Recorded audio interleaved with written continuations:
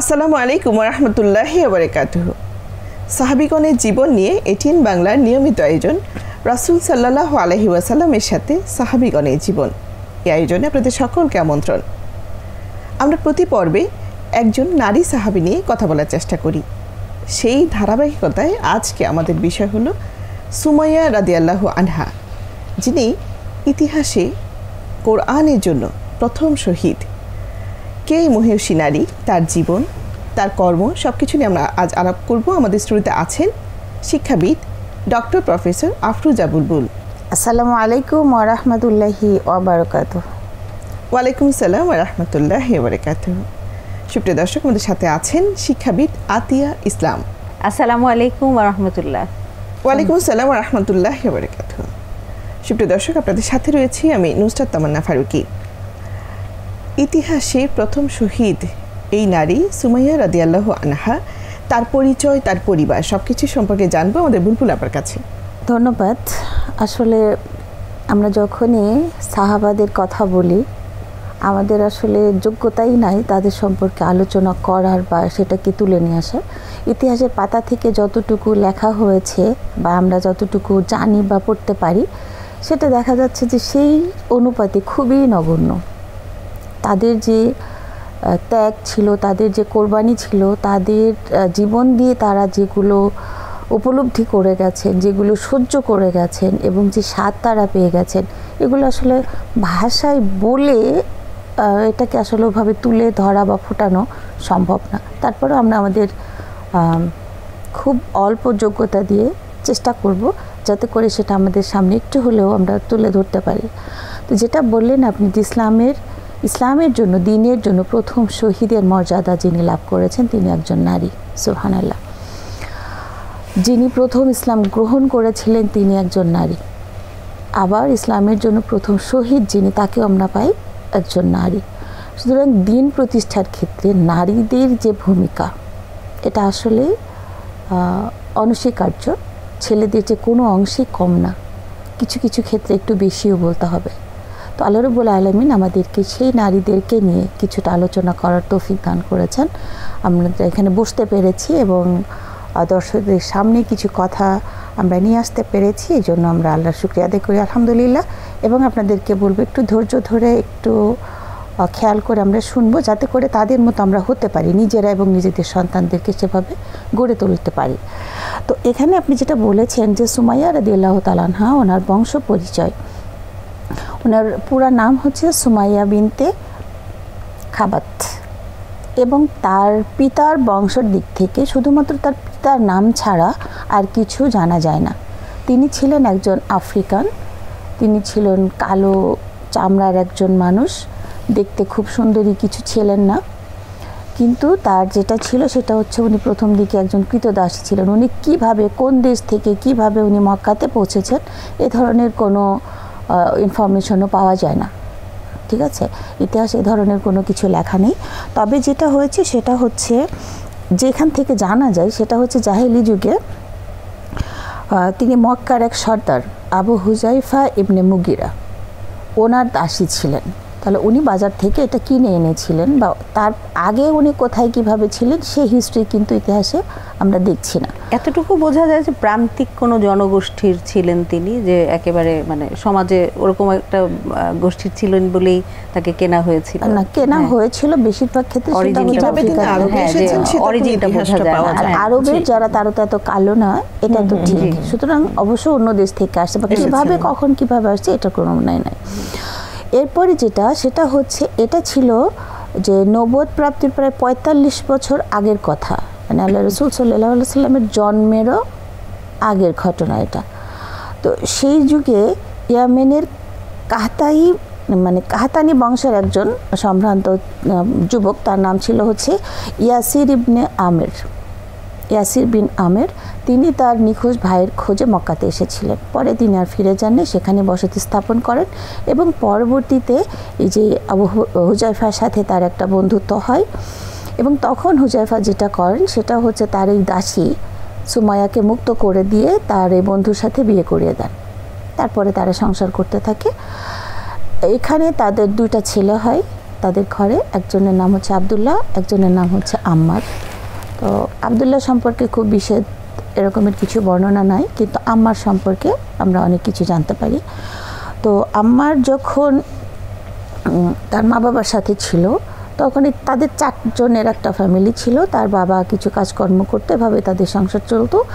আর এই সুমাইয়া রাদিয়াল্লাহু তাআলা আনহাকে যদিও মুক্ত করে দিয়েছিলেন, বাট উনি কৃতজ্ঞতার খাতিরে ওনাদের হুকুম আহকাম মেনে চলতেন এবং ওনারা যা আদেশ করতেন ওনারা করতেন। আবু হুযায়ফা যখন মারা যান তখন তার স্বাভাবিকভাবেই দাসী মুক্ত হয়ে যায়, আর তিনি তো আগেই মুক্ত করে দিয়ে বিয়ে দিয়ে দিয়েছিলেন। সুতরাং তার উপরে তো আর দাসিত্বের যে মানে নিয়ম নীতি এটা খাটে না। কিন্তু তারপরেও মক্কার এই কুরাইশরা তাকে ছাড়ে নাই, তাকে সে অতীতের রেশ ধরে তার সাথে সে দাসীর মতোই তারা আচরণ করত। ফলে যে কোনো সময় তাদের ইচ্ছা হতো, আবু লাহাব, আবু জেহেল, উতবা এরা যে কেউ যে কোনো সময় তাদের যে কোনো ধরনের ইচ্ছা হতো তাকে হুকুম করতো, এটা করে দাও, এটা নিয়ে আসো। এবং সুমাইয়া রাদিয়াল্লাহু তাআলা আনহা সেটা বাধ্য একজন দাসীর মতো তিনি সেই কাজগুলো করে দিতেন।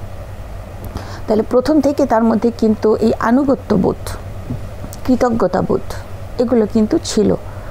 মানুষ হিসেবে তারা অনেক ভালো ছিলেন এবং তারা ওই সমাজের অনেক অবহেলিত, নিপীড়িত, নিষ্পেষিত একটা পরিবার ছিলেন। কারণ হচ্ছে তার হাজব্যান্ড যিনি ইয়াসির ইবনে আমের, উনিও এখানকার মানুষ ছিলেন না, উনি অন্য দেশ থেকে আসছেন।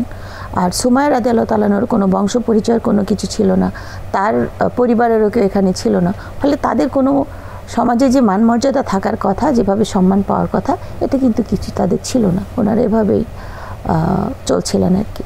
পরবর্তীতে যখন রাসূলুল্লাহ সাল্লাল্লাহু আলাইহি ওয়াসাল্লাম এর নবুয়তির খবরটা আসলো, রাসূলুল্লাহ সাল্লাল্লাহু আলাইহি ওয়াসাল্লামের জন্ম থেকে বেড়ে ওঠা পর্যন্ত সব কিন্তু তাদের চোখের সামনে হয়েছে, যেহেতু তাদের এই ঘটনাটা ঘটেছিল নবুয়তের 45 বছর আগে। সুতরাং তাদের চোখের সামনে রাসূলুল্লাহ সাল্লাল্লাহু আলাইহি ওয়াসাল্লাম বড় হয়েছেন, বেড়ে উঠেছেন। তার যে চারিত্রিক মাধুর্য এটা তাদের কাছে পরিষ্কার ছিল এবং অন্যান্য সব মানুষের কাছে তিনি যেমন আলামিন, সত্যবাদী উপাধিতে ভূষিত ছিলেন, তারাও তাকে ঠিক এভাবেই মানে মূল্যায়ন করতেন। পরবর্তী যখন দিনে দাওয়াত আসলো তখন আম্মার কোনো কথা না বলে খুব গোপনে ইসলামকে কবুল করে নেয় এবং আম্মার আগে গ্রহণ করেছে। হ্যাঁ, আমার হচ্ছে ওনাদের ছেলে বললাম যেটা। তো এবং ভয়ে মা বাবা কাউকে বলে নাই। এবং তখন আম্মারের বয়স ছিল কোনো কোনো বর্ণনায় আসছে 18 থেকে 22 বছর এর মধ্যে হবে তার বয়স। তার মানে একদম উঠতি যুবক, তার তখন রক্তের মধ্যে একেবারে টকবক করে সবসময় উত্তেজনা। তো তখন উনি যখন শুনেছেন, যখন খুবই গোপনে, এই যে কয়েকজন মানুষ মাত্র ইসলাম কবুল করেছে, একজন সাহাবীর ঘরের মধ্যে বসে গোপনে গোপনে ইসলামের এই তাওহীদের বাণীগুলো শোনানো হতো, সেই সময়কার কথা যে সেই সময় আম্মার ইসলামের স্বাদ গ্রহণ করেছেন। এবং তারপরে তিনি মানে প্রকাশও করেন নাই মা বাবার কাছে। কিন্তু মা বাবা কতটা ছিলেন, বিচক্ষণ ছিলেন, ছেলের মধ্যে কিছু পরিবর্তন তারা লক্ষ্য করলেন। এবং সেই পরিবর্তনটা ছিল এরকম যে ছেলে আগের মতন এভাবে বেলায় না, কথাবার্তার মধ্যে কিছু ভারত্ব আছে, আবার কিছু মানে দার্শনিক ভাব ছিল। হ্যাঁ, আর কিছু এটা ছিল যে সমাজের বিভিন্ন বিষয় নিয়ে সমালোচনামূলক কথা বলা শুরু করছে, খারাপ দিক তুলে ধরা শুরু করছে। এটা তো আগে কখনো করে নাই। তো এটা দেখে দেখে মা বাবা দুজনে অনেক সন্তানের বিচক্ষণতা দেখে মা বাবা দুজনে পরিবর্তন দেখে তারপরে তাকে ধরছে যে তোমার আসলে কি হয়েছে, তুমি এইরকম পরিবর্তন কেন হচ্ছে।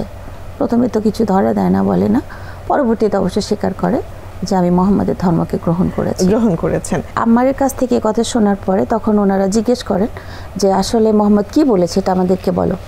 তো তখন বলে যে এখানে মানে দরিদ্রদের কি হক আছে, সমাজে নারীদের কি হক আছে, দুস্থদের কি হক আছে, বা কিভাবে কি করতে হবে। এগুলো শোনার পর ওরা নিজেদের সাথে মিলান যে আমরা যেভাবে নিপীড়িত অবস্থায় আছি, তাহলে ইসলাম তো আমাদেরকে অনেক সম্মানিত করেছে, তাহলে আমরা কেন না ইসলাম গ্রহণ করব। তো তখন বলে ঠিক আছে, তাহলে তুমি আমাদেরকেও মোহাম্মদ সাল্লাল্লাহু আলাইহি ওয়াসাল্লামের কাছে নিয়ে যাও, আমরাও ইসলাম মানে গ্রহণ করব। তখন ফুল ফ্যামিলি সহ যে তারা ইসলাম মানে করেছে। মাশাআল্লাহ। একটু আতিয়াপের কাছে আসি। আমরা কিন্তু জানলাম আমাদের প্রথম শহীদ বীর সেনানী সুমাইয়া রাদিয়াল্লাহু আনহা কিভাবে ইসলামে দীক্ষিত হলেন। এই যে ইসলামের চলে আসা, ইসলামের জন্য তার ত্যাগ, তার মানে আমাদের এই নারী কিন্তু একজন মহিষী নারী ছিলেন। নিশ্চয়ই, নিঃসন্দেহে। সুমাইয়া কেমন ছিলেন? আচ্ছা, আমরা যখন তার ইসলাম গ্রহণের কথাটা শুনলাম, সেই সময়ের যে ঘটনা, তা থেকে কিন্তু আপনি তার ব্যক্তিত্বের প্রকাশটা দেখে ফেললেন, হ্যাঁ, বুঝে ফেললেন তিনি কেমন ছিলেন। তার অন্যতম গুণ ছিল ইমানের প্রতি যে অবিচল বিশ্বাস, তাকওয়া এবং তাওয়াক্কুল। একজন মুসলিম হিসেবে যাকে সবচেয়ে আগে সবচেয়ে বেশি আমাদেরকে ধারণ করা দরকার, যেই গুণগুলোকে, সেই বৈশিষ্ট্যের অধিকারী ছিলেন তিনি। এমনও আছে যে আপা বলছিলেন যে ওই সময় মক্কার যে কুরাইশ এবং কাফের নেতারা যখন দেখলেন যে সুমাইয়া রাদিয়াল্লাহু আনহা তার পরিবার সহ, তার স্বামীও কিন্তু সাহাবী ছিলেন, তার পুত্র সাহাবী ছিলেন, হ্যাঁ, আম্মার রাদিয়াল্লাহু আনহা, হ্যাঁ আমরা জানলাম হ্যাঁ, এবং তারা ইসলাম গ্রহণ করার কারণে, এবং আপা যেটি বললেন যে যেহেতু ওইরকম একটা প্রান্তিক জনগোষ্ঠীর মানুষ ছিলেন, তারা তাদের মধ্যে ওই সময় আমরা জানি যে হ্যাঁ অবহেলিত, সমাজে তো তখন বৈষম্য চলছিল, ইসলামের আগমনের পূর্বে তো চরমভাবে বৈষম্য, তার মধ্যে তিনি কৃতদাসী ছিলেন, তিনি দেখতে অন্যরকম ছিলেন, তাকে তার সেই স্ট্যাটাসটা, একজন মানুষ হিসেবে যে স্ট্যাটাস তার পাওয়ার কথা ছিল সেটা তো পাননি তিনি, বরং রাসূলুল্লাহ সাল্লাল্লাহু আলাইহি সাল্লামের প্রতি যেই বিশ্বাস তিনি স্থাপন করলেন তার পরিবার সহ, তার প্রতিক্রিয়া হিসেবে তখন মক্কার যে কুরাইশ নেতারা যারা রাসূলুল্লাহ সাল্লাল্লাহু আলাইহি সাল্লামের বিরোধী ছিলেন, তারা শুধু যে তাদের উপর মানসিক অত্যাচার করেছেন তা নয়, শারীরিক নির্যাতনের চরম পর্যায়ে নিয়ে গেছিলেন তাকে। এবং ওই অবস্থায় থেকে যেই সবর এবং ইমানের ব্যাপারে যে দৃঢ়তা সেটি তিনি দেখিয়েছেন। যেমন আপনার মরুভূমির প্রখর রোদের মধ্যে, আমি অত্যাচারের দুই একটা বর্ণনা দিই, এগুলো আসলে ভাষায় প্রকাশ করার মতো না, তার সাথে যা করা হয়েছে, যে বর্বরতার চরম পর্যায়ে গিয়ে তার সাথে যেটি করা হয়েছিল, প্রখর রোদ্রে মরুভূমিতে তাকে তপ্ত বালুর উপরে, পাথরের উপরে ফেলে তার উপর অত্যাচার করা হয়েছে।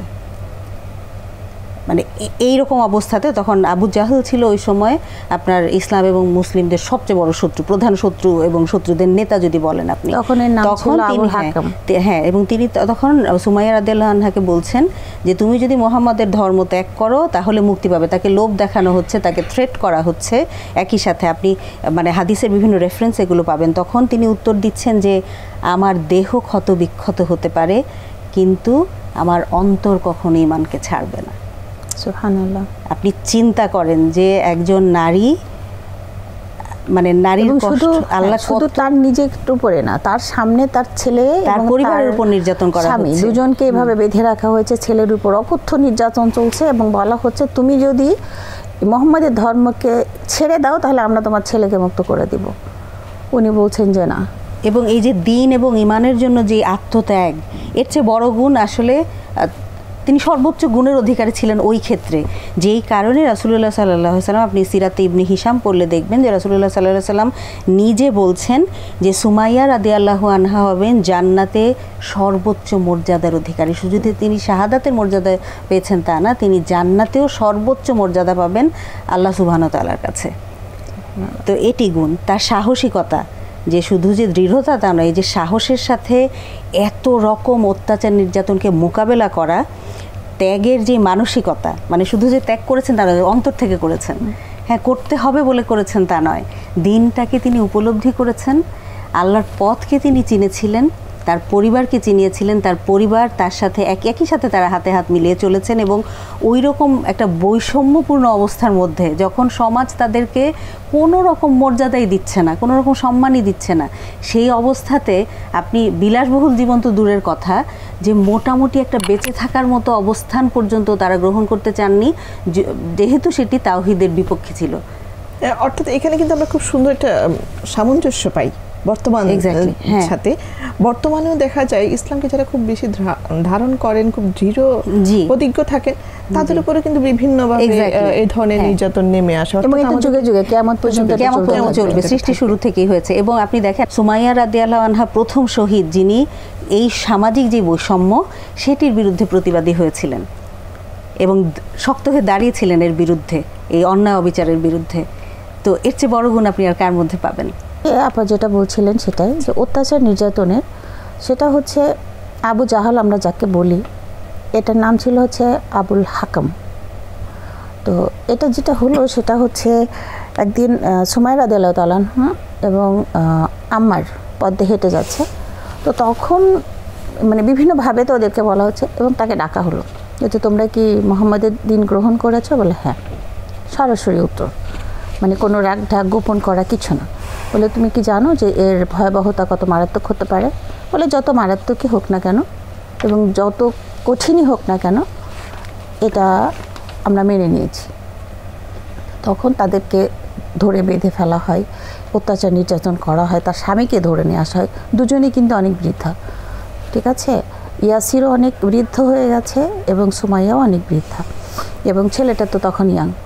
তো তিনজনকে এরকম বড় বড় খুঁটির সাথে বেঁধে রেখে লোহার দিয়ে শেকল দিয়ে তাদেরকে মারা হচ্ছে, মানে যত রকমের অত্যাচার করা যায়। আপা যেটা বলেছেন, কোনো কোনো বর্ণনায় আসছে যে পুরা ছেলের সামনে মাকে একেবারে উলঙ্গ করে উত্তপ্ত বালির মধ্যে রেখে দিয়েছে। মানে এটা ছেলের জন্য কেমন, আর অকল্পনীয় অবর্ণনীয় নির্যাতন মায়ের জন্য কেমন। এরপরে ছেলেকে বলা হচ্ছে তুমি তোমার ধর্ম ত্যাগ করো, তাহলে তোমার মাকে আমরা মুক্তি দিব। ওই অবস্থায় ছেলের দিকে তাকিয়ে মা বলেছে যে না, তুমি কোনো কিছুর বিনিময়ে তোমার ইমানকে ত্যাগ করবে না। আমি মারা যাই কোনো আপত্তি নাই, কিন্তু তুমি তোমার ইমান থেকে সরে আসবে না। মানে কত দৃঢ়চেতা হলে এই মুহূর্তে সন্তানকে তিনি এইভাবে ওসিয়ত করে যাচ্ছেন। এবং তাকে বলা হচ্ছে, মানে ছেলেকে পেটানো হচ্ছে, মারা হচ্ছে, পানি খেতে চাইলে পানি দেওয়া হচ্ছে না, বিভিন্ন রকমের কটূক্তি করা হচ্ছে, হাসাহাসি করছে এবং বলছে যে তোমার মোহাম্মদ তো বলছে জান্নাতে নাকি আল্লাহ তোমাদের জন্য খুব সুপেয় পানির ব্যবস্থা করে রাখছে, তো আল্লাহকে বলো তোমাদেরকে খাওয়াই দিয়ে যাক একটু। এরকমভাবে তাদের উপরে মানে কটূক্তি করছে এবং অত্যাচার নির্যাতন। এক পর্যায়ে যেটা হলো, স্বামীকে মারছে, স্ত্রীকে বলছে যদি তুমি ইসলাম ত্যাগ করো তাহলে তোমার স্বামীকে আমরা মুক্ত করব। বলছে কোনো কিছুর বিনিময়ে আমি এটা করব না। উনি চোখটাকে অন্যদিকে ফিরিয়ে রাখছেন এবং স্বামীর উপরে যে অত্যাচার হচ্ছে এটা চোখে দেখতে পাচ্ছেন না, কিন্তু উনি দিন ত্যাগ করবেন না। এভাবে পুরো ফ্যামিলি কেউ কিন্তু কারোর করে না। পরে যেটা হলো, আবু জাহেল যেটা বলছে সেটা হচ্ছে সুমাইয়া আসলে তোমার দিনের সম্পর্কে তুমি আসলে কিছু নাই, আল্লাহর জন্য তুমি এটা করো না। তুমি হয়তো করছো এ কারণে যে তোমার স্বামী তো বৃদ্ধ মানুষ, তাকে অত্যাচার করে করে আমরা মেরে ফেলি, যাতে করে তুমি পরে পরে মোহাম্মদকে বিয়ে করতে পারো। মোহাম্মদ তো ইয়াং এবং কত বড় অপবাদ, সুদর্শন। এটা শোনার পরে সুমাইয়া রাদিয়াল্লাহু তাআলা আনহার মেজাজ এত খারাপ হয়ে গেছে, উনি আবু জাহেলের মুখে থুতু ছুটে দিয়েছেন। এবং আমরা আমাদের ভাষায় যত পচা গালি আছে না, অমুকের পুত্র, অমুকিটা সেটা যাওয়ার বল, এইভাবে উনি বকা দিয়েছেন ওনাদের ভাষায়। এইটা আবু জাহেল সহ্য করতে পারে নাই। সহ্য করতে না পেরে পাশেই আরেকজন কৃতদাসের হাতে একটা বর্ষা ছিল, সেটা নিয়ে এসে ওনার জাস্ট তলপেটে লাগাই দিয়েছেন সুমাইয়া রাদিয়াল্লাহু তাআলা। ফিনকি দিয়ে রক্ত বের হচ্ছে, উনি গড়গড়ে খাচ্ছেন। তো সেই অবস্থাতেও তার ছেলে এবং তার স্বামী তারা কিন্তু ইসলাম ত্যাগ করেননি। এবং সুমাইয়া রাদিয়াল্লাহু তাআলা আনহা বলেছেন যে তো আমার জীবন চলে যাক, কিন্তু তোমরা কখনো দিন থেকে ফিরে আসবে না। লাস্ট কথাটা এটাই ছিল। সুবহানাল্লাহ। এই যে এরপরে উনি শহীদ হয়ে গেলেন। তো তার পরবর্তীতে কয়েকদিন পরে ওই যে ইয়াসির ইবনে আমের ওনার স্বামী, একে তো বৃদ্ধ ছিলেন, তারপর এত অত্যাচার নির্যাতন হয়েছে, 3 থেকে 4 দিনের মাথায় তিনিও শহীদ হয়ে যান। তো আম্মার তখন মা বাবা হারিয়ে একা হয়ে যায়। তো এই যে একজন কৃতদাসী, সেখান থেকে উনি মুক্ত হলেন, একটা সংসার হলো, তারপরে তিনি সত্য দিনকে চিনলেন।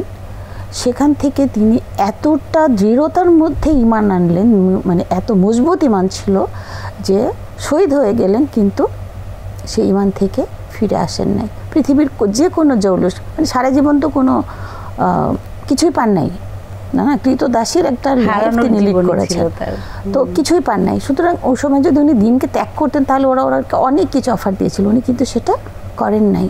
উনি জান্নাতের জন্য, আল্লাহর ভালোবাসা পাওয়ার জন্য। এবং যখন তাকে বালির মধ্যে ফেলে এরকম অত্যাচার নির্যাতন করা হচ্ছিল, তখন আল্লাহ রাসূল সাল্লাল্লাহু আলাইহি ওয়াসাল্লাম পাশ দিয়ে যাচ্ছিলেন। উনি দেখেছিলেন এই অত্যাচার নির্যাতন এবং তখন তাকে সম্বোধন করে বলেছিলেন যে ধৈর্য ধরো, তোমার ঠিকানা জান্নাত।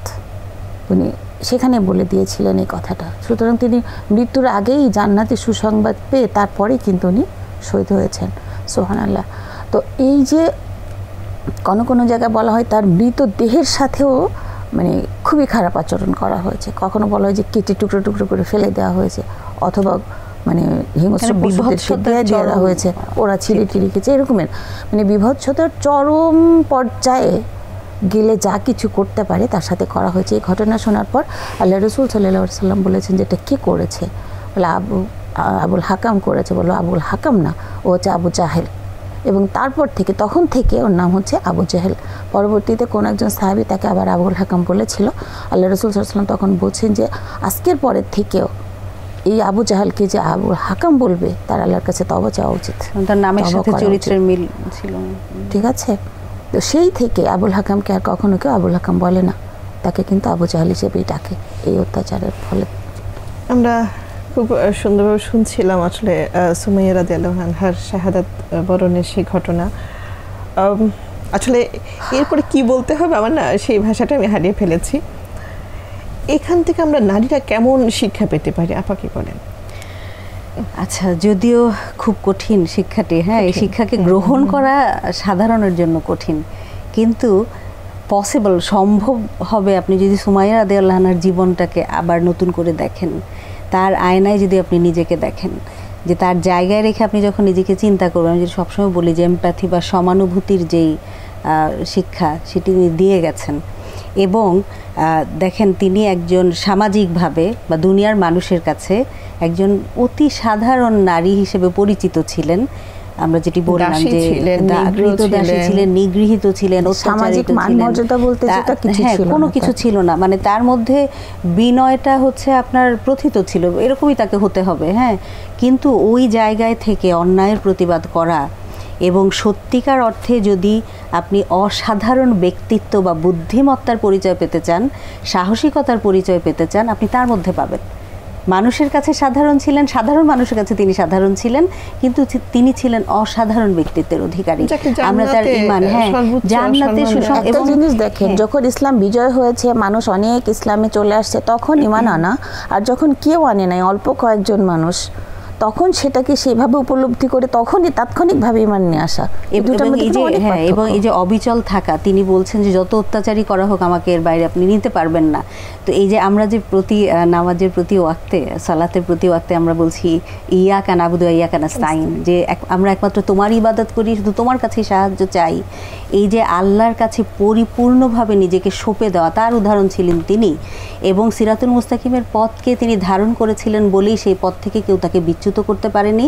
এবং আপনি দেখেন যে জান্নাতের সুসংবাদ এবং তাৎক্ষণিকভাবে যে যখন আপনি আল্লাহর কাছে নিজেকে পুরোপুরি সারেন্ডার করে দেবেন, আল্লাহ নিজে হাতে তার পুরস্কার কিভাবে দেন সেই এক্সাম্পল তিনি দুনিয়াতে দেখিয়ে গেছেন, আল্লাহ দেখিয়েছেন তার মাধ্যমে।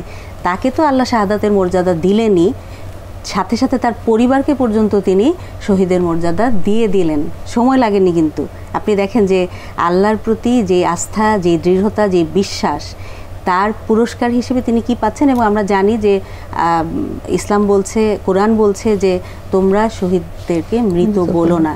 এবং শাহাদাতের সুধা বলতে যেটি বলা হয়, মৃত্যু যন্ত্রণা থেকে আল্লাহ তাদেরকে মুক্তি দিয়েছেন। এবং এর বিনিময়ে তিনি বিনিময়টা তিনি কিসের এতে পেয়েছেন, যে তিনি দুনিয়াতে যে অত্যাচার নির্যাতনকে সহ্য করেছেন, যে সবর করেছেন, ধৈর্য ধরেছেন, তার বিনিময় হিসেবে তিনি শাহাদাতের এই প্রশান্তি পেলেন।